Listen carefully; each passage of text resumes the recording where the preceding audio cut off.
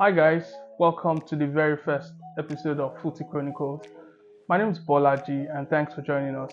On this first edition of Footy Chronicles, I am going to explain to you what the show is all about.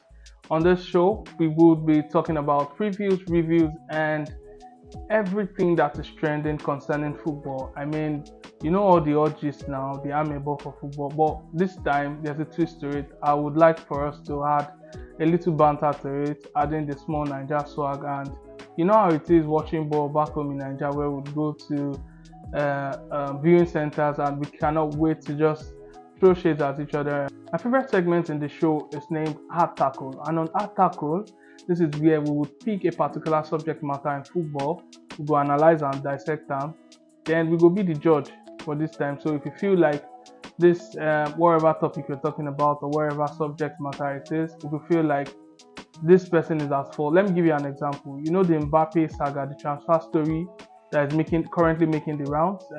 Mbappe wants to leave PSG, but the president is saying he has heard that Mbappe has actually agreed a deal with Real Madrid to leave to Real Madrid next season, and it's going to be for free because this is his last season. And in football rules, when it's your last season and you've not signed a new contract, one, you're allowed to even already agree a new contract with another club. You're allowed to talk to those other clubs and see if you could sign or join them. And secondly, a player of Mbappe's caliber is still young. I can remember vividly that PSG paid a whooping 164 million euros for him, and the president thinks it's a bit unfair if he would allow Mbappe go for free. So he's saying Mbappe is not going to leave for free.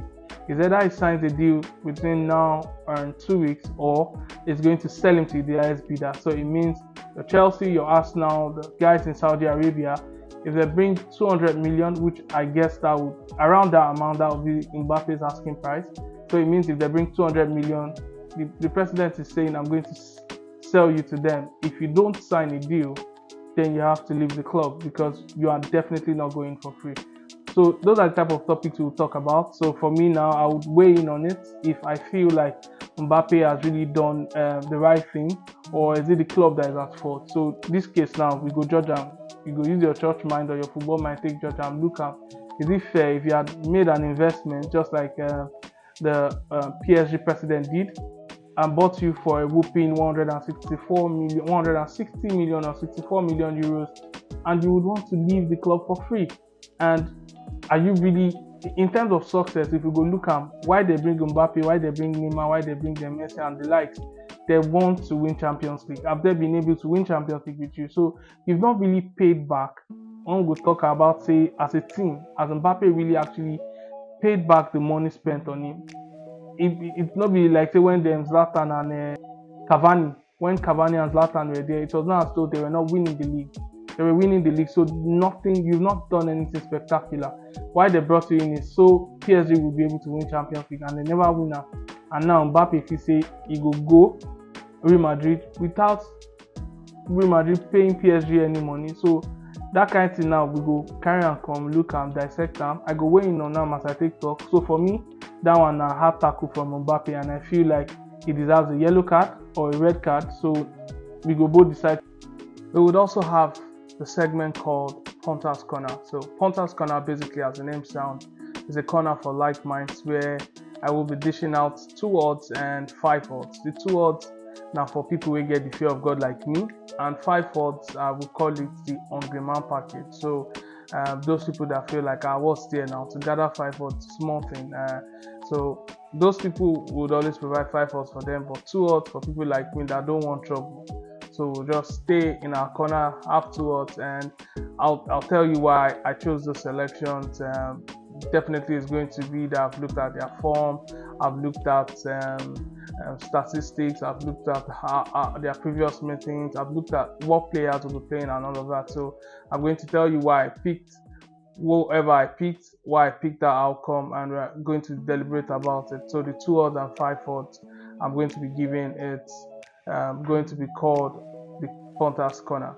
And after that, we would also look at one last segment, which is, I think, the most interesting part. Is going to be called How market. How market in the Nigerian football palace, and it's just our slang for throwing banters at opposition supporters, asking them how market. And most times when you hear the word how market, it means that there's a loss somewhere. So most times they already know the score line and they just want to throw shades at you to ask you how market. So what happened? We'll be looking at it from the player's perspective, from a fan's perspective, looking at what your team would have done better. Should they have started this player over that player? Does this player perform well anytime he plays against this club? So all of that is what we are going to be looking at in both the previews and the reviews shows. Now that we're done with the introductory part of Footy Chronicles, I'd like to quickly touch on one of the biggest news that came out of the English Premier League this weekend, which is the fact that David De Gea, the Manchester United goalkeeper, has decided to call it quits at the club after 12 illustrious years in the club. And this came with mixed feelings for some of us, the neutrals, and also the United fans. Some are saying they didn't think Manchester United handled that situation well. They feel like De Gea should have been given at least a year contract extension. This would have helped whichever keeper they are going to get settle in. And we know that Manchester United are almost over the line with Inter Milan and Cameroonian shortstopper Andre Onana. But some are saying De Gea has served the club so well for the past 12 years, racking up over 500 appearances for the club. And if you are going to be honest, whether you're a neutral or you're a Manchester United fan, in the past 20 years, if you want to mention top Premier League goalkeepers, De Gea is between 1 to 5. It's somewhere among the midst, between the number 1 to 5 of the Premier League goalkeepers in the last 20 years. And they feel like United would have actually handled that situation well.